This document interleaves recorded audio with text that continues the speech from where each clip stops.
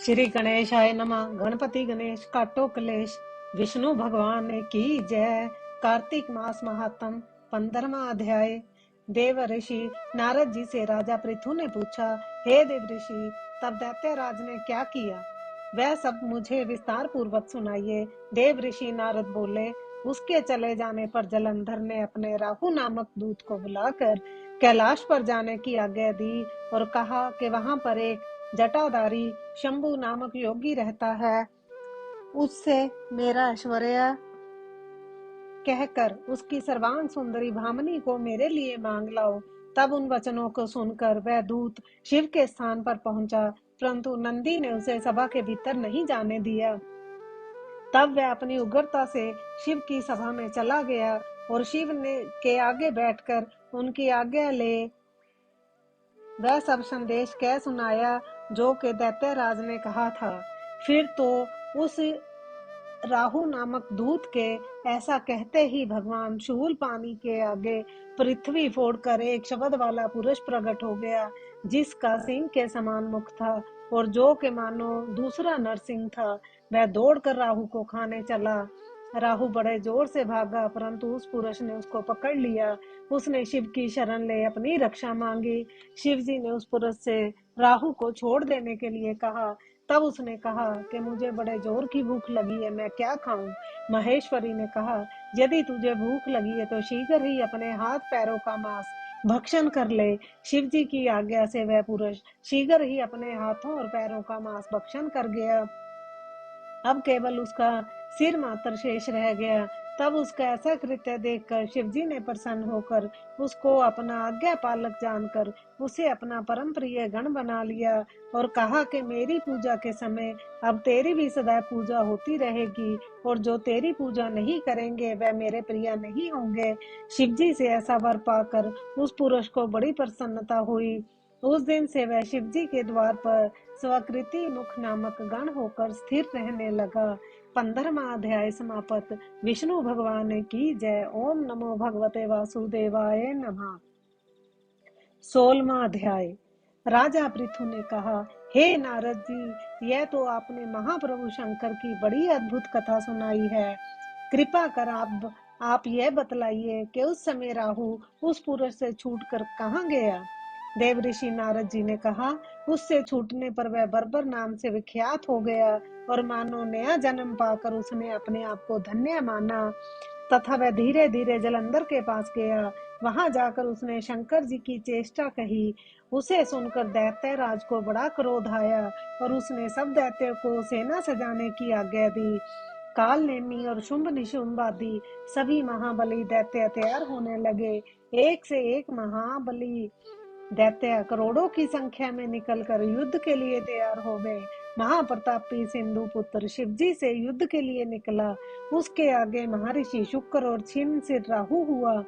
फिर तो उसी समय जलंधर का मुकुट खिसककर पृथ्वी पर गिर पड़ा। आकाश में मेघ छा गए और बड़े अपशकुन हुए। उधर इंद्र आदि सब देवताओं ने एकत्र होकर कैलाश पर जाकर शिव जी के पास पहुंचकर सारा वृत्तांत कहा और ये भी कहा कि आपने जलंधर से युद्ध करने के लिए जो भगवान विष्णु को भेजा था वह उसके वशवर्ती हो गए हैं तथा लक्ष्मी सहित जलंधर के अधीन होकर उसके घर में निवास करते हैं। अब देवताओं को भी उसके यहाँ निवास करना पड़ रहा है। अब वह सागर पुत्र आपसे युद्ध करने के लिए आ रहा है, अतः आप उसे मारकर हमारी रक्षा कीजिए। देवताओं से यह सब कुछ सुनकर शंकर जी ने भगवान विष्णु जी से पूछा, हे ऋषिकेश, युद्ध में आपने जलंधर का संहार क्यों नहीं किया और बैकुंठ को छोड़कर आप उसके घर कैसे चले गए हैं। यह सुनकर भगवान विष्णु ने हाथ जोड़कर नम्रता पूर्वक शंकर जी से कहा, उसे आपका अंश व लक्ष्मी का भाई होने के कारण नहीं मारा है। वह बड़ा ही वीर व देवताओं से अजय है। मैं सत्य कहता हूँ, उसे कोई भी नहीं मार सकता।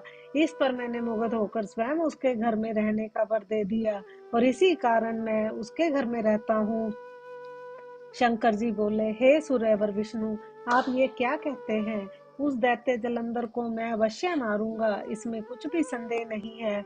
अब आप सब देवता जलंधर को मेरे द्वारा मरा हुआ ही जानकर अपने स्थान को जाइए। जब शंकर जी ने ऐसे कहा तो सब देवता संदेह रहित होकर अपने स्थान को चले गए। ठीक उसी समय पराक्रमी जलंधर अपनी विशाल सेना के साथ कैलाश पर्वत को घेर कर सिंहनाद करने लगा। दैत्यों के नाद और कोलाहल से शिवजी क्रुद्ध हो गए। उन्होंने अपने नंदी आदि गणों को उसके साथ युद्ध करने की आज्ञा दे दी। कैलाश पर्वत के समीप भीषण युद्ध होने लगा। दैत्य अनेकों प्रकारों के अस्त्र शस्त्र बरसाने लगे।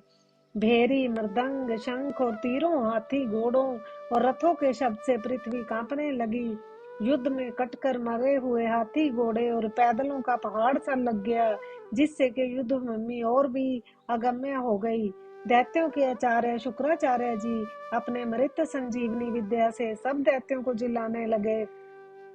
यह देखकर शिवगण व्याकुल हो गए और उनके पास जाकर सारा वृत्तांत सुनाया। उसे सुनकर भगवान रुद्र के क्रोध की सीमा न रही। वह अपने भयंकर रूप से दिशाओं को प्रज्वलित करने लगे। फिर तो उस समय उसके मुख से एक बड़ी भयंकर कन्या उत्पन्न हुई, जिसके दोनों जंघाएं ताल वृक्ष के समान थी।